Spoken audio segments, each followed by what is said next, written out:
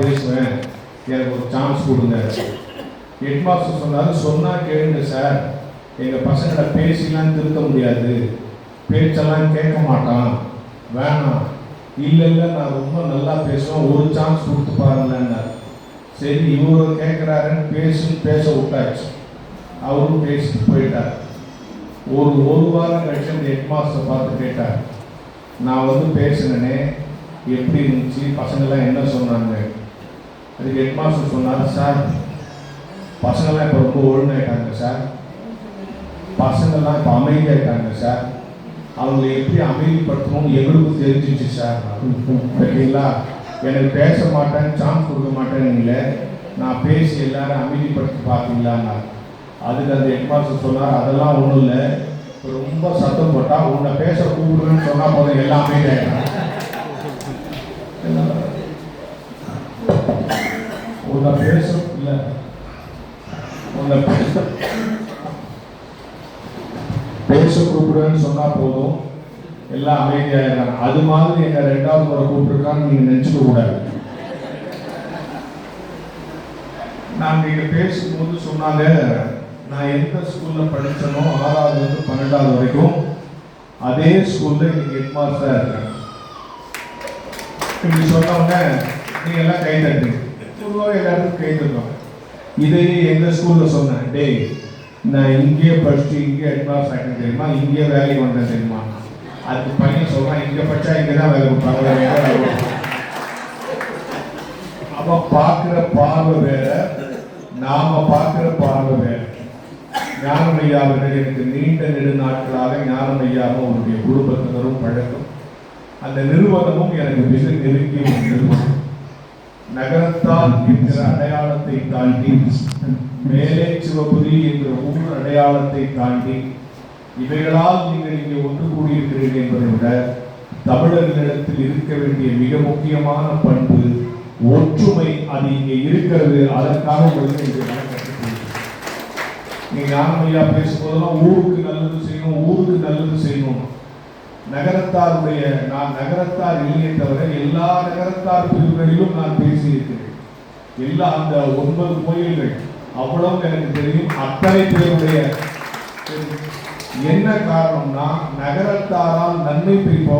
Raghavan sir மேல ஒண்ணு இவர் இஎன்டின்னு எனக்கு இன்ட்ரடியூஸ் பண்ணாங்க. இவரை தெரியாம பொசாத்தோட வாழ முடியுமா? காது இருக்கிற எல்லாரும், தொண்டை இருக்கிற எல்லாரும் அந்த ராகவனை தெரிஞ்சோ இல்லையோ, இந்த ராகவனை தெரியாம வாழவே முடியாது இல்லையா? அந்த அளவுக்கு ஒரு மருத்துவங்கிறத விட்டுருங்க, அந்த அப்ரோச். இப்பெல்லாம் டாக்டர் கிட்ட போட்டு பயமா இருக்கு, அவரை வச்சுக்கிட்டே தான் சொல்றேன். இப்பெல்லாம் டாக்டர் கிட்ட போட்டு பயமா இருக்கு. முதல் கொரோனால நிறைய பேர் செத்தான் இல்ல, 2வது கொரோனாவில் நிறைய பேர் சாகல, கொஞ்சமாக தான் செத்தான். ஏன் சொல்லுங்க? 2வது கொரோனாவில் எவனும் டாக்டர்கிட்டே போங்க, தெரிஞ்சிச்சு அங்க போனாதான் காலி பண்றாங்க, எல்லாம் நம்மளே பார்த்துக்கலான்ட்டான். டெத் ரேட் குறைஞ்சு போச்சு. உண்மைதான். இப்போ இது மாதிரியான டாக்டர்ஸ் இப்போ யோசிச்சு பாருங்க. இப்பெல்லாம் டாக்டர்கிட்ட போன ஹாஸ்பிட்டலில் போய் அந்த ரிசப்ஷனில் போய் என் பேருன்னு சொன்ன உடனே 10 டெஸ்ட் எழுதி கொடுத்துறோம். நம்ம நோயே சொல்ல, பேர் தான் சொல்லிடுவோம். சார் நான் எதுக்கு வந்திருக்கேன்னே சொல்ல 10 டெஸ்ட் எழுதி சார், எதுவாக இருந்தாலும் இந்த 10 டெஸ்ட் எழுதி சார் சொல்லிட்டு அவன் ஹாஸ்பிட்டலில் எல்லாத்தையும் நம்மளை படிக்க வச்சு எழுதிட்டு கடைசியில் எல்லாம் ஓகேன்றான். என்னடா ஓகேன்னா எல்லா மிஷினும் ஒழுங்காக ஒர்க் பண்ணுவோம், நம்ம ஓகேவான்னு தெரியல. இதான் இன்னைக்கு நேரம் இல்லையா? அப்போ நகரத்தாருடைய உங்களுடைய பணி, ஊருக்கு நல்லது செய்வோம் என்ற உங்களுடைய எண்ணம். உங்களை பத்தி ஒரு கதை உங்களுக்கு தெரிஞ்சிருக்கும், இருந்தாலும் சொல்றேன். ஒரு நகரத்தார் பாட்டியம்மா ஒரு நாள் வீட்டு வாசல உட்கார்ந்து, உங்கள் ஒட்டுமொத்த இந்த சமுதாயத்தில் அவர் என்ன சொன்னார்? சார் நாங்கள் ஒரு சின்ன சமூகம், 1.5 லட்சம் பேர் தான் சார், 1.5 லட்சம் பேர் சின்ன சமூகம். ஆனா உங்கள் சமூகத்தின் குணம், இங்கே உட்கார்ந்து இருக்கிற ஒவ்வொருவரும் தனித்தனி மனிதர்கள் அல்ல. ஒவ்வொருடைய தொழில் வெவ்வேறாக இருக்கலாம், குணம் வெவ்வேறாக இருக்கலாம். ஆனால் ஒரு பொது எண்ணம் இருக்கு இல்லையா? அந்த எண்ணம் என்ன? எது உங்களை இங்கே கொண்டு வந்து நிறுத்தி இருக்கிறது? மருத்துவத்தில் மற்ற எல்லா துறைகளிலும் நீங்கள் சாதித்து இங்கே அதெல்லாம் முக்கியம். எனக்கு ஆச்சரியம் தெரியுமா? நான் நிறைய கூட்டங்களை பேசியிருக்கேன். நகரத்தார் கூட்டங்கள் தான் ஆண்களுக்கு இணையாக பெண் உட்கார்ந்து இருக்கிற பெருமையை, அழகை நான் பார்க்கிறேன். இல்லையா? ஒரு பரபரப்பான உலகத்துல நம்ம வாழணும். மெட்ராஸ்ல காலையில் 8 மணிக்கு ஒரு வீட்டுக்குள்ளே ஓடிக்கிட்டே இருப்பான். 8 மணிக்கு அங்கே போய் பாருங்க. அது வீட்டில் ஸ்கூல் போகிற குழந்தை தெரிஞ்சுங்க. ஷூவை காணும், சாக்ஸை காணும், கையை காணும், அதை காணும், இதை காணும். சில தாய்மாருக்கு குழந்தைக்கு சோறு விடுறது நீ ஜென்மத்து ஸ்டாப் பண்ணி போட்டு தின்னு ஆட்டோ காரணம் தின்னு ஆட்டோ வரைக்கும் தொத்திக்கிட்டே போய் ஊட்டி ஒரு நாள் வரமா அவசரத்தில் ஆட்டோக்காரங்க கூட்டிடுச்சு. அவன் சாப்பிட்டு நாளைக்கு வரட்டான்னு வரேன். அந்த கையை போட்டு விருத்தி கட்டி அந்த குழந்தை கொண்டே ஆட்டோக்குள்ள பிரிச்சு அந்த ஆட்டோ கொண்டே ஸ்கூலுக்குள்ள கொட்டி அங்கே ஒரு மிஸ் கொண்டு வந்தோட கீப் ஆயிக்கணும். குழந்தை பேச வந்தால் நம்ம ஸ்கூலுக்கு அனுப்புறோம். அதனால தான் 3 மணிக்கு தமிழ்நாடு கொடுக்குற எல்லா ஸ்கூல் வாசலையும் பார்த்து பாருங்க. பெல் அடிச்சோன்னா எல்லா பேரும் தீப்பு தோப்புலேருந்து தப்பிச்சு ஓடியாரப்படியே ஓடியாரும். வந்து எவனாவது நின்று நேரம் போது பார்த்தீங்களா? அதே காலேஜ் ஸ்கூலுக்கு பிடிக்கல. அப்போ ஒரு சமூகம் ஒண்ணு வேணாம் சார். நல்ல பெரியவர் உட்கார்ந்து இருக்கிறீர்கள், இளைஞர்கள் உட்கார்ந்து இருக்கிறார், இளைஞர்கள் பல்வேறு பொறுப்புகளை ஏற்றிருக்கிறார். இந்த ஒற்றுமை தான் இனி தமிழகத்துக்கு தேவை. இந்த கட்டுக்கோப்பு தான் தமிழகத்துக்கு தேவை. ஊரை நேசிக்கிற பண்பு தான் இந்த கட்டுக்கோப்புக்கு தேவை. ஒரு நிகழ்ச்சியை நடத்துகிற அழகு, நேர்த்தி, இது எல்லாவற்றையும் அதை தொகுத்து வழங்குகிற பாங்கு, இடையே அவர் வந்து சொல்லுகிற கருத்து, எல்லோரையும் அழைத்து வேலையை கௌரவிக்கிற நாகரிகம், இதெல்லாம் இன்னைக்கு அடுத்த தலைவருக்கு தெரியுமா தெரியலன்னு தெரியல சார். நம்ம ஊர்ல கல்யாணம் தான் நடக்குது. இப்பெல்லாம் நம்மலாம் அந்த காலத்துல கல்யாணத்துக்கு யாராவது பத்திரிக்கை வச்சா யாரு பத்திரிக்கை வச்சு கூப்பிட்டாங்களோ அவங்க மண்டபத்து வாசல் நிற்பாங்க. இது வாங்க கூட்டம் இல்லை. இப்ப அதுக்கு ஒரு பொம்மை வச்சிருக்கான், வந்தா வாங்க வேறாட்டி போகணும் இல்ல பன்னீர் தெரிவித்து நம்ம ஆளுக்கு நேரம் இருக்கும். அது ஒரு விஷயம் சட்டை பன்னீர் வச்சுனே இருக்கு. எங்க ஊருக்கார ஒருத்தர் ஃபேன் நினைச்சு அது முன்னாள் போய் நின்று ஒத்த பண்ணி வாங்கிட்டு தொப்பையே வந்து நிற்கிறான். என்ன மாப்பிள்ள ஃபேன் நினைச்சு போய் நின்னேன். சோறு இப்ப கல்யாணத்துல உட்கார வச்சு சோறு போடுறது இல்ல, அது என்ன பஃபே. நீங்க சும்மா ஸ்டைலா பஃபே தட்டை தூக்கிட்டு சோறு வாங்கினா என்ன அர்த்தம்? நான் சொன்ன நீங்க தான் சொல்றீங்க. சோறு அங்க போறாங்க போ மத்த நீங்க பஃபேவா? இல்ல சோறு அங்க போறாங்க போ எல்லாம் தட்டை தூக்கிட்டு சுத்துறான். உட்கார வச்சு சோறு பண்ணா அது இன்னொரு பிரச்சனை இருக்கு தெரியுமா? நம்ம உட்காரும் போதே பின்னால் 4 பேர் நின்றுறான். நின்னாலும் பரவாயில்ல, நின்றுட்டு இன்னொருத்தர் ஃபோன் பண்றான், முஸ்டார் விழிப்பாரு எப்படி சாப்பிடுறதுமா? இந்த கேட்டரிங் கார்டு விடுறாங்க, அவன் ஒரு அக்கை பொறுப்புமா பாத்தீங்களா? அந்த பேப்பர் அப்படியே உருட்டுவான், உருட்டு அப்படி கிழிப்பான், அது மாதிரி இலை போட்டு சாப்பிடுவோம்.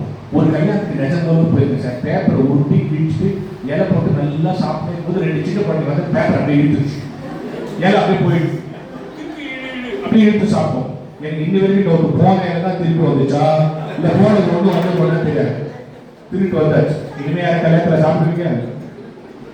இப்ப ஞானம் ஐயா பாக்குறாரு, வாழ்க்கையை கொண்டாடுவோம் தானே தலைப்பு கொடுத்தோம், அதை பத்தி பேசாம வேற என்னமோ பேசுகிறாரு. இவருக்கு தப்பான ஆளை கூப்பிட்டோமா தலைப்ப அவர் தான் நெஞ்சில கை வச்சு, ஏன்னா அவர் தான் கூப்பிட்டுருக்காரு. எதுக்கு இதெல்லாம் சொல்ல தெரியுமா? இந்த அவை இந்த ஒலிபெருக்கி சரியா இருக்கா, இந்த சரியா உங்களுக்கு வந்து சேருதா அப்படிங்கிறதுல நான் ரொம்ப உள்ள வந்தோட முதல் கேள்வி கேட்டுட்டு மைக் நல்லா இருக்கா எக்கோ வருதா. ஏன்னா சில ஆளுநர்கள் இந்த மைக்கே கூட நான் இப்படி புடிச்சிருக்கேன் கொஞ்சம் அசைஞ்சனா உங்களுக்கு பேச்சு கேட்காது. அவ்வளவு கஷ்டப்பட்டு நான் புடிச்சிட்டு இருக்கேன் பையன், எனக்கு கேட்காது. மைக் கேட்கலன்னு வச்சுங்க கூட்டம் தோற்றும். அது ரொம்ப முக்கியம். ஒரு பேச்சாளர் நான் என்ன சொல்லுகிறேன் ஒரு மில்லிமீட்டர் ஆஸ்தான் என் சவுண்ட் உங்களுக்கு வராது. அது மாதிரி மைக்ல பேசிட்டு இருக்கேன். இல்லையா அந்த மைக்கை மாற்ற முடியாது இல்லையா? இப்போ அந்த ஸ்டாண்டிங் எடுத்தோம். ஒரு கூட்டத்தில் அப்படிதான் மைக்கு பிரச்சனை பண்ணிச்சு. அந்த பிஎஸ் என்னப்பா மைக்குன்னா அவன் சொல்றான், மைக்கு சரியாது சார், ஸ்பீக்கர் தான் லூஸ்ன்றான். அவன் அந்த ஸ்பீக்கரை சொல்றான்னா இந்த ஸ்பீக்கரை சொல்றான். அதனால பார்த்தேன் ஏற்கனவே மைக் லூஸா இருக்கு, இதை நம்ம வச்சுக்கூட பார்த்து எடுத்துங்க ஸ்டாண்ட் நான் கையிலேயே பிடிச்சிக்கிறேன்னு சொல்லிட்டேன். என்ன சொல்லுறேன்னு சொன்னாங்க புரிஞ்சு கொள்ளுங்க. இந்த அவை என் பேச்சை உருவாக்கி கொள்ள வேண்டும். அப்ப அந்த அவை என்ன பண்ணணும்? தயார் பண்ணும். ஞான சார் சொல்லுவார், இது பெரிய தமிழாசிரியர் இருக்காங்க, போறாங்க இங்க போறாங்க. ஆனா இந்த அவை என் பேச்சை உருவாக்கி கொள்ள மனசு தயாராகும். மனசு தயாரானதான் பேச முடியும். ஒரு பசி நேரம் ஒன்றும் இங்க நிறைய பெண்கள் இருக்குங்க. 2 பெண்களை முன்னால கொடுத்து 2 பேருக்கு அரை பருப்பு உப்பு புளி மிளகாலாம் கொடுத்து 2 பேருக்கு சாப்பாடு வைக்கலாம். 2 சாப்பாடு ஒன்னா இருக்கா வேற வேற இருக்குமா? வேற வேற மட்டும் அப்படின்னு தான் சொல்றாங்க. ஏன் வேற வேற மாதிரி ஒரே கடையில் உப்பு புளி மிளகா ஒரே மாதிரி சமைக்கிறாங்க, ஏன் வேற வேற மாதிரி இது? கை பக்குவம் இப்படி சொன்னா ரொம்ப காலமா நம்ம ஏமாத்திருக்கிறாங்க. கை பக்குவம் கிடையவே கிடைக்குமா? சமையலுடைய ருசி உப்பில் இல்லை, பருப்பில் இல்லை, புளியில் இல்லை, சமைக்கிற பெண்ணின் மனநிலை இருக்கிறது. இப்போ எங்க அம்மா சமைக்கும் போது என் பையனுக்கு சாப்பாடுலாம் பிடிக்கும், சூடா சாப்பிடும், சாப்பாடு ரொம்ப பிடிக்கும். அப்படி சாப்பிட்டாங்கன்னா அந்த சாப்பாடு வேற மாதிரி இருக்கும். அதை விட்டுட்டு சரி இதுக்கு வச்சு கொண்டே வாடாதெல்லாம் போயிடும் அப்படி சாப்பிட்டாங்கன்னா அந்த சாப்பாடு. அப்போ சமையலுக்கே மனநிலை முக்கியம்னா ஒரு பேச்சு கேட்கறதுக்கு மனநிலை முக்கியம் இல்லையா? அன்பானவர்களே, அந்த நகரத்தார் பாட்டி கடைக்கு வாங்க, ஒரு பாட்டி உட்காந்து ஒரு கீரை காரமா வரும், கீரை எவ்வளவு 8 அணா சொல்லுங்க. இந்த பாட்டி 4 நாள் கேட்குது, இல்ல 8 அணா இல்ல 4 நாள், ஈட்டர் ஆர்குமெண்ட் எவ்வளவுக்கு 4 நாள். கடைசியில் அந்த கீரை காரமா தோத்து சரிமா 4 நாளுக்கு அப்புறமா அப்படின்ட்டு 4 நாளுக்கு 2 நாளுக்கு ஒரு கீரை எடுத்து வாங்கிடுச்சு. வாங்கிட்டு இந்த கீரை காரம் எழுச்சிச்சு, அந்த மயக்கச்சு விழுந்துச்சு. உடனே அந்த பாட்டி உள்ள போய் என்ன பண்ணுச்சு, காஃபியை சுட வச்சு கொடுத்து தனக்கு இட்லி கொடுத்து சாப்பிட்டு 2 தோசை சூடா கொடுத்து என்ன காலையில் சாப்பிடுறியா மயக்கி போட்டு தன் கையில் இருக்க புடவையை கொடுத்து ஒரு 30 ரூபா கையை கொடுத்து மதியம் சாப்பிடு. அந்த பேரை பார்க்கலாம். இந்த பாட்டி கேட்கறேன், கொஞ்ச நேரத்துக்கு முன்னாடி 4 நாளுக்கு அந்த அம்மாட்ட இவ்வளோ ஆட்சி பண்ணிட்டு இப்போ யாருக்குமே 200 ரூபாய் செலவு பண்ணி பாட்டி உங்க எல்லாரும் புரிஞ்சுக்க முடியாது. அதுக்கு அந்த பாட்டி சொல்லிச்சான், தர்மத்தில் வணிகம் கிடையாது, வணிகத்தில் தர்மம் கிடையாது. தர்மம் பார்க்கணும்னு நினைச்சா கணக்கு பார்க்க மாட்டேன், கணக்கு பார்க்கணும்னு நினைச்சா தர்மம் பண்ண மாட்டேன். இந்த கட்டுக்கோப்பு தான் நகரத்தாரை இன்றைக்கு எவராலும் வீழ்த்த முடியாத இடத்துக்கு கொண்டு வந்து நிறுத்தி இருக்கிறது என்பதை தைரியமாக இந்த அவையில் என்னால் சொல்றேன். யோசித்து பாருங்க, ஒரு செயல் ஒரு நல்ல இப்போ இந்த ஆண்டு விழாவை கொடுக்கணும் எவ்வளவு சிரமப்பட்டிருப்பாங்க, எவ்வளவு நாள் பேசியிருப்பாங்க, எத்தனை பேரை பார்த்துருப்பாங்க, எவ்வளவு கஷ்டப்பட்டிருப்பாங்க. ஒரு நல்ல காரியத்தை நடத்துறது ரொம்ப கஷ்டம் இல்லையா? நான் தமிழ் வாத்தியாரை படிச்சு முடிச்சுட்டு வேலை இல்லாத போது முதல்ல கூட்டுக்கிறேன். நான் ஐயா உங்களுக்கு ஒரு தகவல் சொல்கிறேன். சொன்னார்ல, நானும் பிஇக்கு தமிழ் கல்லூரியில் படித்தேன், புலவர் பட்டம் பெற்றேன். சொல்லி யோசிச்சு பாருங்க, அவங்களுக்கு அந்த உணர்வு. ஒரு நான் தமிழ் பிஎட் முடிச்சுட்டு வேலை இல்லை, ஒரு கூட்டத்தில் பேசுறேன். ஒருத்தர் முதல்ல உட்காந்து என்னையும் வச்சு பார்த்துட்டு முடிஞ்சவங்க தம்பி ரொம்ப நல்லா பேசுகிறேன், எங்கள் ஸ்கூலில் வாத்தியார் வேலைக்கு தெரியுங்களாங்க. நான் சொன்னேன், இப்போ தான் சார் பிஎட் எழுதிட்டு இந்த ரிசல்ட் கூட வரும். அந்த ரிசல்ட் பார்த்தா அவங்க பார்த்து சரி வாத்தியார் போட்டார், அப்பாயின்ட் பண்ணிட்டாரு. ஒரு வாரம் கழிச்சு உங்களை கரஸ்பாண்ட் ரூமுக்கு கூப்பிட்றாங்க. ரூமுக்கு போனேன், பாடலாம் நல்லா நடத்துறீங்கன்னு பையன் சொன்னான், திருக்குறள்லாம் நடத்துறீங்களாங்க. ஏன் சார் சிலபஸில் திருக்குறள்லாம் கரெக்டாக நடத்துகிறேன், சிலபஸில் கேட்கல, ஃப்ரீயாக திருக்குறள் நடத்துறீங்களான்னு. ஒரு தமிழ் வாத்தியாருக்கு திருக்குறள் நடத்துறத விட என்ன பெரிய சந்தோஷம். ஓகே சார் நடத்துறேன், அதாவது ஃப்ரீ திருக்குறள் ஸ்கூல் யாருன்னா எங்கள் ஸ்கூல் பையன், பக்கத்து ஸ்கூல் பையன், பக்கத்து அவங்க அப்பா அம்மா தெருவில் போகிறவங்க எவனா வரும். ஓகே சார் முதல் நாள் இலவச திருக்குறள் வகுப்பு நடத்துபவர் அருண் பிரகாஷ் போட்டாச்சு. 50 பேர் தான்.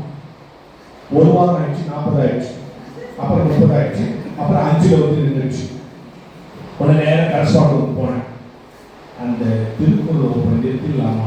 ஏன் 5 பேர் தான் சார் வராங்க. ஸ்லோவா இன்க்ரீஸ் ஆகுங்க. 50 இன்க்ரீஸ் ஆகி 5 ஆயிடுச்சு. எங்க இன்க்ரீஸ் ஆகுதுன்னா அதெல்லாம் இல்லை சார், கூட்டமே இல்லை. நான் எப்படி சார் நடத்துறதுன்னு, உங்களுக்கு என்ன கூட்டம் தானே வேணும், நாளைக்கு கூட்டம் வரும் போனோம். அடுத்த நாள் போனால் இந்த ரூமே ரொம்ப வலியும், அவ்வளோ கூட்டம். ஒரே நாள் எப்படா எல்லா கூட்டம் சேர்த்தாலும் அவன் என்ன பண்ணிக்கிறான், இலவச திருக்குறள் வகுப்பு நடத்துபவர் அருண் பிரகாஷ் போட்டு கீழே இலவச விநியோகம் சூடான சர்க்கரை பொங்கல் சுண்டல் போனான். அவ்வளவு பேர் சக்கரை பொங்கல் சாப்பிடுறான். நானே உள்ள போங்க, அவ்வளவு கூட்டம். சரி பார்த்தேன், ஏதோ கூட்டாங்க நடத்த சொல்றான்ட்டு உள்ள போனா தழுக உள்ள போனோன்னு இந்த வாசகர் சொன்னான், இருந்து அவசரப்படாதீங்க, எல்லாரும் தருவாங்க, வெயிட் பண்ணுவாங்க. நான் சக்கரை பொங்கல் சாப்பிட வந்து நினைச்சுக்கலாம், எனக்கு செமகம் வந்துச்சே. நான் என்ன சக்கரை பொங்கல் சாப்பிட வந்து நினைச்சேன், நான் தான் திருக்குறள் ஓப்பன் நடத்துறேன். அதுக்கு அவன் சொல்றான், இது மாதிரி சொல்லிட்டு ஏற்கனவே 3 பேர் உள்ள போயிட்டாங்க. ஒரு வழியா உள்ள வந்துட்டேன். இந்த பக்கம் மைக்கு, இந்த பக்கம் சக்கரை பொங்கல், இந்த பக்கம் சுண்டல், நடுவில் திருக்குறள் நடத்துறேன். இந்த வாத்தியாருக்கு ஒரு புத்திக்குள்ள கேள்வி கேட்போம்ல, 5 திருக்குறள் நடத்துட்டு ஏதாவது டவுட் இருந்தா கேளுங்க. ஓகேன்னு கேட்டான், எத்தனை திருக்குறள் நடத்துறாங்க? 10 நடத்தலாம்ப்பா, 5 முடிஞ்சிச்சு, இன்னும் 5 இருக்குன்னு. அதுக்கு அவன் சொல்றான், அதுக்குள்ள ஆயிடாதா பேரு. நான் திருக்குறள் சொல்றேன், நான் சொல்றேன் 2000 திருக்குறள் இப்பொழுது எப்படி ஆகுங்க? நான் திருக்குறள் சொல்ல சகர தொகை சொல்றேன். அப்போ நல்ல காரியத்தை நடத்துறது எவ்வளவு கஷ்டம் என்றால் யோசித்து பார்க்க. இந்த சமூகத்தில் கோயிலுக்கு போறீங்க, எல்லா கோயிலுக்கு போவாங்க, கோயிலுக்கு போயிட்டு கோயில் போட்டு வாசல்ல யாரும் வந்துப்பா, எல்லா போய் வாசல் பிச்சைக்காரன் உள்ள போற நம்ம தான் யாரு? நம்ம பிச்சைக்காரன். உள்ள போய் கடவுள் காது முடிவு போய் பிச்சை கேட்கணுமா? நம்ம கேட்டுட்டு வந்தது வந்து அவன் கேட்கலாம். நம்ம இன்சைட் வைக்கிறாங்க, அவுட் சைடு இருக்கு. ஞானம் சாப்பா அங்க இருந்து கிளம்பி அந்த பிச்சைக்காரன் சொல்றதுதான் வந்தேன். ஆமா பிச்சைக்காரன் தான். ஆனா அந்த பிச்சைக்காரன் இந்த பிச்சைக்காரனுக்கு என்ன வித்தியாசம்னா, நான் இறைவனை அப்பா என்று அழைக்கிற உரிமை பெற்ற பிச்சைக்காரன் இல்லையா?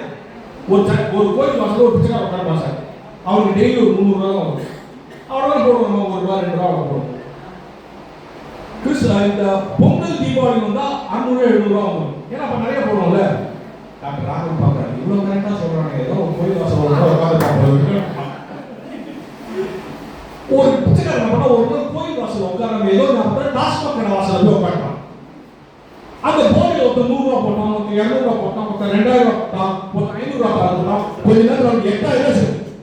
அவன் 8000 எடுத்துட்டு போயிருப்பா அந்த சாரை கடை பார்த்து சொல்லிட்டான், கடவுளே நீ இங்க இருக்கிறியா, இவ்வளவு நாள் அங்க நினைச்சு அங்க ரூபாய் கேட்கறான்.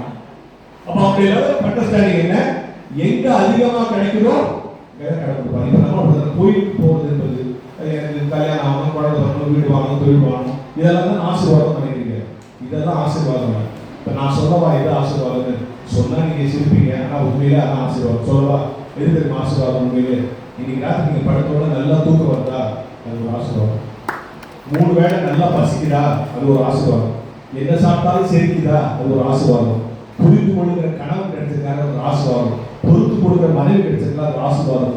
கீழ்ப்படிதல் உள்ள பிள்ளைகள் கிடைச்சிருக்கா, அது ஒரு ஆசீர்வாதம். இந்த மாதிரி அமைப்புகள் நம்மை வாழ்த்துகிறதா, அது ஒரு ஆசீர்வாதம். உண்மையிலேயே இதுதான் ஆசீர்வாதம். இன்னைக்கு என்னன்னா சார், இந்த மாதிரி அமைப்புல இருக்கு நம்ம எதிர்த்து அடுத்த தலைவர் கேட்பாங்களா, நகரத்தாசனை கூட்டி என்ன பண்ண போறீங்க, அடுத்தவங்க என்ன, அதனால என்ன பயன் அப்படின்னு கேட்க ஆரம்பிச்சாங்க. நீங்க தான் இன்னைக்கு அடுத்த தலைவருக்கு சிக்கலே அதான் ஒண்ணு வேணாம். நீங்க எல்லாம் டிவி சீரியல் பாப்பீங்களா? எல்லாரும் நல்ல பிள்ளைங்களா நம்ம இதோ பண்ணுங்க. சில பேர் சொல்லுவாங்க, நான் பார்க்க மாட்டேன் சார், எங்க வீட்டுல பார்ப்பாங்க, நான் போகும்போது வரும்போது அப்படி பார்ப்பேன். ஒரு அம்மா சொல்லுங்க, அந்த ஒரு சீரியல் மட்டும் நான் பார்ப்பேன். ஏன் அவருக்கு தான் ஏரியாவுக்கு பார்ப்போம், அது வரைக்கும் நான் பார்ப்பேன். நீங்க எல்லா டிவி சீரியல் நானும் பார்ப்போம், நானும் பார்க்கறேன். நம்ம வீட்டுல டிவி எல்லாரும் பார்ப்போம், ஐயா பார்ப்பேன், ஐயா பார்ப்பேன். நான் ஒரு 5 டைலாக் சொல்றேன், இல்ல 5 ஸ்டேட்மெண்ட் சொல்றேன். நான் சொல்ற இந்த 5 டைலாக்கும் நீங்க பாக்குற சீரியல்ல வரவே நீங்க சொல்றீங்கன்னா உங்களுக்கு 5000 ரூபாய் பிரைஸ். சரியா? நான் 5 டைலாக் சொல்றேன் சார், நீ சொன்ன இந்த 5 டைலாக் நான் பார்த்த சீரியல்ல வரல நீங்க சொல்றீங்கன்னா உங்களுக்கு 5000 ரூபாய் பிரைஸ். சொல்லவா? நம்பர் 1, அந்த குடும்பத்தை நான் பிரிக்காம விட மாட்டேன். ஒரு அம்மா சொல்றாங்க 1000 ரூபாய் போச்சு. நம்பர் 2, அந்த கல்யாணத்தை நான் நிறுத்தாம விட மாட்டேன். 2000 ரூபாய் சார், வீட்டு கல்யாணம் நடந்துச்சு வச்சுங்க, அந்த ஃபர்ஸ்ட் நைட் நான் தடுத்தே தீருவேன். 3000 சார், வீடு அதுவும் நடந்துச்சு வச்சுங்க, அந்த கருவை நான் கலைக்காம விட மாட்டேன். வீட்டுக்கு குழந்தை நடந்துச்சு வச்சுங்க, அந்த குழந்தைய நான் கடத்தாம விட மாட்டேன். இதுதான் ஒரு சீரியல் சொல்லுங்க. இல்ல இல்ல இல்ல இல்ல என்ன பொருள், நம் அனுமதி வேடோடு நம் வீட்டுக்கு எல்லா அவலங்களும் நம்முடைய வரவேற்பறைக்கே வந்து இந்த சூழலில் இது போன்ற அமைப்புகள் தான் நம்மை சுத்தப்படுத்துகிறது என்பதை தயவு செய்து மறந்துவிடாது. இதெல்லாம் சொல்லாத நிலைமையா இல்லையா? எங்க பார்த்தா நல்லா சிக்கல, எங்க போகிறோமோ எப்படி இருக்கிறோம், இன்றைக்கு இந்த சமுதாயத்தினுடைய மிகப்பெரிய பலியாக ரணமாக பார்க்கப்படுகிறது. நீங்க அத்தனை பேரும் உதவி செய்யணும். சொல்ற இந்த இது பண்ணணும், அதை பண்ணணும், நீங்க பண்ண கொடுங்க, நாம ட்ரஸ்ட்ல செய்யணும். நான் வாழ்ந்த இந்த பூமி நாளைய தலைவருக்கு கொடுத்து விட்டு போக வேண்டும் என்ற நம்பிக்கை, சரியா கொடுத்துட்டு போகிற நம்பிக்கை இல்லையா? அதான் இன்னைக்கு அடுத்த என்ன பண்ணுவோம், சொசைட்டி பத்தி கவலையே படாது. இப்ப அவர் சொன்னாங்க, இது பேசிட்டாங்க. நான் முதல்ல பேசின கதையை சொல்றேன். நான் 5வது படிக்கும்போது எங்க ஸ்கூல் மகாத்மா காந்தி பேசணும். எங்க தமிழ் அதே மகாத்மா காந்தி ஃபுல்லாக எழுதி கொடுத்தாரு. நான் நல்லா மனப்பாடம் பண்ணேன். எங்க அப்பா ஒரு புதுசாக பேண்ட் ஷர்ட் வாங்கி கொடுத்தாரு. ஏன்னா பையன் பேசி கொடுத்தாங்க. எங்க ஸ்கூல் தான் பேசி கொடுக்கிறாங்க. எல்லா ஸ்கூல் டீச்சர் வந்துட்டாங்க, எல்லா ஸ்கூல் பேரண்ட்ஸ் அவங்க எல்லாம் வந்துட்டாங்க. ஆல்பபெட் படி நான் முதல்ல எங்க ஹெட்மாஸ்டர் சொல்றாரு, இது மாதிரி ஒரு போட்டி அது நின்று சொல்றாரு, நம் பள்ளியில் பேச்சு போட்டு ஆரம்பிக்கும் போது முதலில் நம் பள்ளி மாணவன் திரு அருள் பிரகாஷ் பேசுவான். 5வது படிக்கும்போது ஹெட்மாஸ்டர் திருன்னு சொன்னா அது ஒரு சந்தோஷம். முதல்ல இந்த போட்டி இருந்தாங்க. இப்பதான் இது பேப்பர் வைக்கிறது, அப்பதான் நடு தேவை இது கெட்டிமா பிடிச்சிப்போம். பேசுறேன் மகாத்மா கட்ட கட்ட கட்ட தமிழ் எல்லாம் பேசிட்டு அவரை யார் சுட்டாங்க எப்ப சுட்டாங்கன்னு பார்த்துட்டேன்.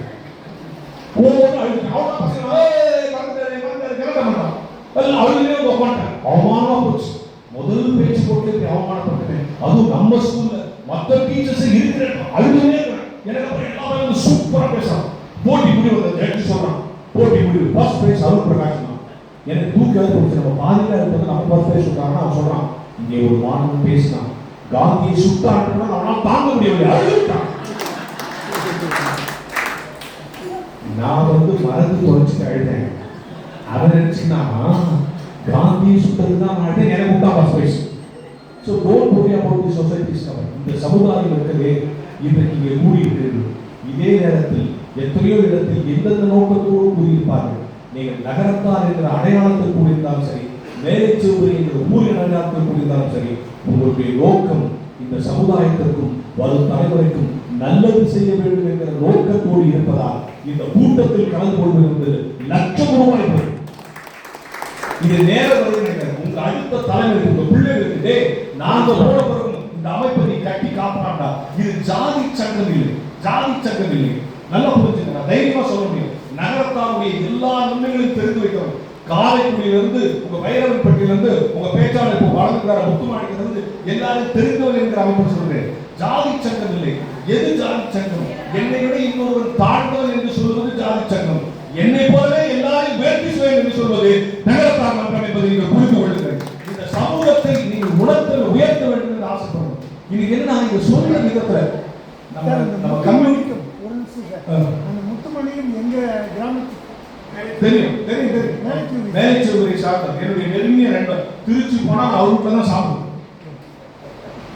திருச்சி வருவதை சொல்லிடுவோம். எதுக்கு சொல்ல வரேன்னு சொன்னா, இந்த நட்பு, இந்த அன்பு, இதை சொல்ற விதத்துல நம்ம அடுத்த தலைவருக்கு சொல்லணும். மெட்ராஸ்ல ஒரு எழுதி போட்டுக்கிறான், உங்களுக்கு எழுத படிக்க தெரியாதா, எங்களுக்கு எழுதி அனுப்புகள் சொல்லி தருவோம். கொஞ்சம் பேர் தான் செஞ்சுறாங்க, மற்றவங்க அந்த ரைட்டு மாதிரி இருக்கு. இது கூட பரவாயில்ல. கவர்மெண்ட் ஒன்று எழுதி போட்டுக்கிறான், அபாயம். அபாயம்னா தெரியும், டேஞ்சர் போக மாட்டோம். அதுக்கு கீழே எச்சரிக்கை. என்ன அபாயம்? எச்சரிக்கை போடுறாங்க. ஏதோ அதுக்கு கீழே இருக்கிறான் 1000 வாட் மின்சாரம் பாய்கிறது. என்ன அபாயம்? என்ன எச்சரிக்கை? டீக்ரேட் 1000 வாட் மின்சாரம் பாய்கிறது. அதுக்கு கீழே போடுறான், தொடாதே. அப்ப போய் நம்ம ஏன் தொட போறோம்? நீதான் அபாயம் போடுகிற, எச்சரிக்கை வேற போடுகிற, 1000 வாட் மின்சாரம் பாய்க்கு வேற போடுகிற, அதுக்கு கீழே தொடாதே. அதுக்கு கீழே என்ன இருக்கிறான்? தொட்டால் செத்து விடுவீர்கள். எங்க 1000 வாட் மின்சாரத்தை தொட்டா செத்து போட தெரியாதா? அதுக்கு கீழே இருக்கிறாங்க. அதான் ரொம்ப சூப்பர். மீறினால் தண்டிக்கப்படுவீர்கள். செத்து போடுவானே, நீ யாரு தண்டிக்க போற? ரொம்ப டீப்பா சொல்றான். இதான் சமூகத்தினுடைய குணம். நல்லா யோசிச்சு பாருங்க. இந்த அமைப்புக்கு ஞானமும் அவருக்கு பின்னால் இருக்கிற ஜெயமண்டாலும் பெரிய கருப்பம் எடுத்த முயற்சி என்பதை தாண்டி உங்கள் அத்தனை பேருடைய பொறுப்பு என்ன? ஏன் எங்களை போன்றவர்கள் அழைக்கிறார்கள்? நன்றாக யோசித்து பாருங்கள். ஒரு நம்பிக்கை. இந்த அமைப்பு நம்பிக்கைன்னா எப்படி தெரிஞ்சாக்கணும்? எனக்கு டாக்டர் இருக்கிறதுனால டாக்டர் ஜோக்காக இருந்தீங்க. ஒருத்தன் பூனையை விழுங்குற மாதிரி கனவு வேண்டாம். பூனையை விழுங்குற மாதிரி கனவு வேண்டாம். ஒரு 5 நிமிஷம் முடிச்சிடறேன். பூனையை விழுங்குற மாதிரி கனவு கனவு நினைக்கல, நிஜமாவே முழிட்டு வந்து டாக்டர் போயிட்டான். டாக்டர் போய், டாக்டர் நேற்று ராத்திரி ஒரு பூனையை முழிக்கிட்ட வெளியேறினா. அவர் சொன்னாரோ, பூனையெல்லாம் முழிட்டு நான் சொல்ற முழிக்கிட்டேன், நீங்க வேணா எக்ஸ்ரே எடுத்து பாருங்க. எக்ஸ்ரே எடுத்து சொன்னாரு, பூனைலாம் உங்களை போய் போயிட்டார். இவன் நம்பல, இன்னொரு டாக்டர் போயிட்டான். அவருக்கு எக்ஸ்ரே எடுத்தான், அவன் பூனை எக்ஸ்ரே. இந்த மாதிரி 15 டாக்டருக்கு 15 எக்ஸ்ரே எடுத்தான். 15 டாக்டர் எக்ஸ்ரே எடுத்து பூனை வயிற்றுல இல்லைன்னு சொல்லிட்டான். 16வது டாக்டர் போய் நடந்ததெல்லாம் சொன்னான். 3 மாசத்துக்கு ஒரு பூனை ஒண்ணு, அந்த டாக்டர் போன, இந்த டாக்டர் 15 பேர் எக்ஸ்ரே பூனை இல்லைன்னா அந்த டாக்டர் தான் கண்டுபிடிச்சான். இவன் பூனையை ஒழுங்குல முழுக்கிட்டு தான் நம்புறான் பாருங்க. அதான் இவனுக்கு இருக்கிற பிரச்சனை. ஆனால் அந்த நம்பிக்கை எடுத்தா போதுட்டு அந்த டாக்டர் அப்பதான் எக்ஸ்ரே எடுத்து எக்ஸ்ரே அவனே ஒரு பூனை வரைஞ்சி, ஆமாப்பா நீ பூனை முழுகிருக்கிறப்பா. ஆஹா 15 புட்டா பையன் டாக்டர் எடுத்து நீங்க எப்படி எடுத்துக்கலாம்? அவெல்லாம் லைட்டை போட்டு எடுத்துக்கலாம். அப்பா பூனை வெளியே வரான், இருக்க கப்பு பிடிச்சேன். அருமையான டாக்டர் கண்டுபிடிச்ச நீங்க தான் பூனை என்ன பண்ணணும்? வெளியே எடுக்கணும். ஓகே, இப்போ நாளைக்கு ஆபரேஷன் பண்ணி எடுத்துலாட்டு அட்லா அந்த கம்பௌண்டர் சொன்னான். இந்த போறாப்பா அவன் பூனையை முழுகிட்டதா நம்புறான். அதான் பிரச்சனை. அதனால நீ என்ன பண்ணு, நாளைக்கு பூனை குட்டி ரெடி பண்ணிக்கோ. அவனை ஆபரேஷன் படுத்தி அப்படி பண்ணி பூனை வெளியே தெரிஞ்சு சொன்னான். அவ்வளோ அந்த வெள்ளை பூனை குட்டி எடுத்து அட்லா வாப்பா படுப்பா டாக்டர் தட்டிங்கப்பா வயது பூனை எட்டாச்சுப்பான். ஆஹா அருமையான டாக்டர் 3 மாதத்துக்கு முன்னாலே உங்கள்கிட்ட வராத போயிட்டேன்னா அதனால இங்க போய் பார்த்தா எட்டாச்சுன்னா அதில் டாக்டர் நான் கருப்பு பூனை, நீங்க இருக்கிறது வெள்ளை பூனை. அந்த மாதிரி வெளியே இந்த நம்பிக்கை மாற்ற முடியல. அப்படிப்பட்ட நம்பிக்கை நகர்த்தாதீர்கள். இந்த அமைப்பு சாதிக்கும் என்ற நம்பிக்கை உங்கள் தலைமுறைக்கு கொண்டு போய் சேரும். அதான் ஏன்னா நம்ம நோக்கத்தை ஒரு தொடங்கும், அது எங்கேயோ வந்து சேர்ந்துடும். இப்போ ஒன்று சும்மா இங்க நிறைய பெற்றோர் பார்த்துருக்கீங்க, ஒரு பேச்சு நீங்க தலையில பூ வைப்பீங்கல்ல சார், நான் தமிழ்ல தான் பேசுறேன்.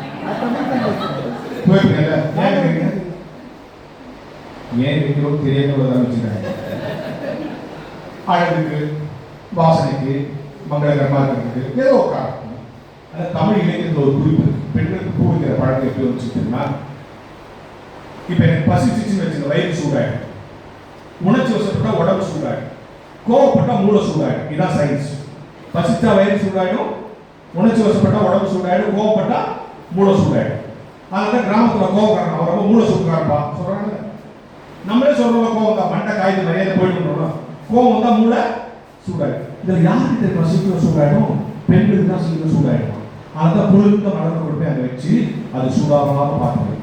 ஆனால் சில கோவம் வந்து பூ பிச்சு எரி பண்ணிங்களா, மூளை சூடாயிடுச்சுன்னு அர்த்தம். அப்படிதான் சொல்றான் காரணம். ஆனா எங்க வந்து சேர்ந்திருக்கோம்? நன்றாக பாருங்கள். இன்றைக்கு நீங்கள் ஆட்சிக்கோ, உங்கள் நிறுவனங்களுக்கோ, கல்வி நிறுவனங்களுக்கோ, மருத்துவமனைகளுக்கோ, சமுதாயத்தில் பின்தங்கிய ஏழைகளுக்கு யாருக்கு உதவி செய்தாலும் அடுத்த தலைமுறையை உருவாக்குவதில் நகரத்தார் மிக முக்கிய பங்கு வகிக்கிறீர்கள் என்பதை எல்லோரும் நம்பிக்கை. கடைசியா ஒரு செய்தி சொல்லி நான் நிறைவு செய்யணும்னு நினைக்கிறேன். இப்போ நல்ல யோசிச்சு பாருங்க, பிராக்டிக்கலா பேசுறோம். நீங்க எல்லாரும் நகரத்தார், இந்த அமைப்பு பற்றி உங்க எல்லாரும் தெரியும். நான் இப்போ 5 வருஷத்துக்கு ஒரு தடவை வந்து போறேன். எனக்கு இதை பற்றி அவ்வளவா தெரியாது. நான் நகரத்தாரும் இல்லை. இனிமே தான் நகரத்தார ஞானசாரி அதை செய்யணும் சொல்லும்போது பரவாயில்ல, இவர்கிட்ட கேட்டு நம்ம ஸ்கூலுக்கு ஏதாவது அவங்க வாங்க போகுது. இப்பதான் ஐடியாவே வந்து இப்படி சொல்லிட்டாங்க, அடுத்த வருஷம் கூப்பிட மாட்டாங்க. அப்போ ஏன் என்ன வெளியே ஒரு ஆளை கூப்பிடுறாங்க சொல்லுங்க. இப்ப இந்த ஞானமோ இல்ல நம்ம கவிஞர் கவிஞர் இருக்காரு அவரோ சின்ன பசங்க அருமையா கவிதை எழுதுறாரு. அது கண்ணதாசனுடைய ஜீன் இங்க எழுதி கொஞ்சம் வந்து உட்காந்து என் ரூம் பக்கம் தமிழ் அப்படியே ஒரு கவிதை எழுதி கொடுத்துறாரு. நான் சொன்னேன், ஏன் எழுதி வச்சுக்கிட்டீங்க? அது தமிழ் சின்ன பிள்ளைங்களுக்கு பாடம். எப்ப பாருங்க, ஒரு கவிஞர், ஒரு டாக்டர், ஒரு பேங்கார், இத்தனை ஆளுமைகள் ஒரே சேர அமைப்பு பண்ண இதுவே இறைவனுடைய அமைப்பு. எவ்வளவு அழகு பாருங்க. நீங்க நினைச்சா இந்த சமுதாயத்துக்கு எல்லா துறைகளையும் மாற்றி அமைக்க முடியும் என்பதற்கு உங்களிடத்தில் எல்லா ஆற்றலும் இருக்கிறது. நீங்க செய்ய வேண்டியது ஒன்னே ஒண்ணுதான். இன்னைக்கு நீங்க எல்லாம் வந்துருக்கீங்க, உங்களுக்கு இந்த அமைப்பை பற்றி தெரியுது, இந்த நகரத்தாருடைய கட்டுக்கோப்பு எவ்வளவு அவசியம் தெரியுது. இதை எப்படியாவது உங்க பிள்ளைகளை கொண்டு போயிடும். டேய், நமக்கு அப்புறம் நீ இருக்கணும்டா அப்படின்னு சொல்லி அவன் விரும்ப மாட்டான். இந்த காலத்துல போய் அப்படி சொல்லுவான். டேய், என்னுடைய நோக்கம் என்ன? அடுத்தத உங்க பிள்ளைகளை மட்டும் வெட்டி போடும். நான் அடுத்து உங்கள் தலைமுறையை தயார் பண்ண வேண்டிய நிலையத்தில் நீங்கள் இருக்கிறீர்கள். நமக்கு எல்லாம் தெரியும், இப்போ எல்லாம் தெரியாதா? தெரிஞ்சதுனால தான் அவங்க உட்காந்துருக்கீங்க. இதை பொறுப்பு உள்ளவங்களால தான் உட்காந்துருக்கீங்க. நம்ம தெரிஞ்சிருச்சு, அது முக்கியம் இல்லை. நம்ம பிள்ளைங்களுக்கு தெரியும். அடுத்த தலைமுறை நகரத்தார் இப்படி ஒரு கூட்டம் அவனுக்கு புரிஞ்சிச்சுன்னு வச்சுக்கிறேன், இதை விட பெரிய கூட்டம் நடக்கும். அவன் புரிய வைக்கிறது தான் கஷ்டம். அது ரொம்ப முக்கியம். இன்னைக்கு சில அடுத்த தலைமுறைகள் இருக்காங்க, ஞானசாரோட பையன் மாதிரி, அவருக்கும் பையன்களுக்கு இந்த விஷயத்த பெண்களுக்கும் நம்ம படிப்பும் நம்ம செல்வமும் அடுத்தவருக்கு போய் சேரணும்டா, அடுத்தவருக்கு போய் சேரும், அடுத்த தலைமுறைக்கு போய் சேரணும்டா. நகரத்தார்கள் இல்லை சார், உங்க பணம் வெறும் உங்க நகரத்தார் கொடுத்தா எவ்வளவு பேர் அந்த நன்மை அனுபவிக்கிறார். ஒரு சமூகம் நன்மையை அனுபவிக்கிறது. நகரத்தார் என்பது ஒரு அடையாளம், மேற்சிவபுரி என்பது ஒரு ஐடென்டிட்டி. ஆனால் பயன்பாடு என்பது ஓல் யூனிவர்ஸ். அமெரிக்காவிற்கும் பயன்படுறோம், 5 இடங்களுக்கும் பயன்படுறோம். இப்படிப்பட்ட ஒரு கூட்டத்துல இவங்க எல்லாம் பேசுறாங்க. ஏன் என்ன பேச கொடுத்தாங்க தெரியுமா உங்களுக்கு? அதை மட்டும் சொல்லிட்டு நான் நிறைவு செஞ்சேன். நான் நல்லா பேசுறேங்கிறதுக்காக இல்லை, ஏன் என்ன கூப்பிட்றாங்க எனக்கு தெரியும். நான் எல்லா நகரத்தார் கூட்டத்தையும் சொல்லியிருக்கேன். நாங்கள் சின்ன வயசுல ஒரு வீட்டை கொடுத்துனோம், 12 கொடுத்துனோம்.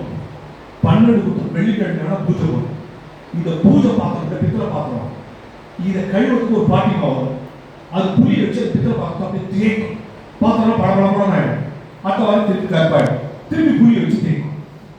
திருப்பி அடுத்த வாரம் கற்பாயிடும். ஒரு நாள் அந்த பாட்டிக்கு நான் கேட்டேன், வாரம் வாரம் வர புளி வச்சு தேய்ச்ச பாத்திரம்லாம் படபடப்பாயிடுது, அடுத்த வாரம் திருப்பி கற்பாயிடுது, இந்த படபடப்பு புளியில இருந்தா பாத்திரத்துல தான் கேட்டேன்.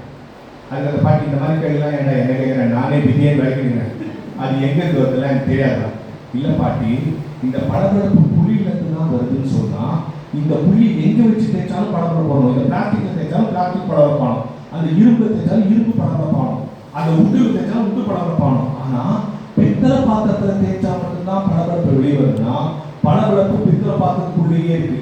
வெளியே கொண்டு வர வேலைன்னா புளி செய்யும். எல்லா பளபளப்பும் உங்கள்கிட்டயே இருக்கு. என்ன மாதிரி ஆளுங்க விட்டு அப்பப்போ புளியை வச்சு தேய்க்கிறாங்க. இப்ப நீங்க பளபளப்பாயிடுங்க. அடுத்த வருஷம் பளபளப்பை பார்த்து போய் என்ன சொல்லுங்களா, நான் என்னால முடிஞ்ச அளவுக்கு புளி வச்சு தேய்ச்சிக்கிறேன். பளபளப்பை பாதுகாத்துக் கொள்ளுங்கள், பாராளுங்கள். நன்றி, வணக்கம்.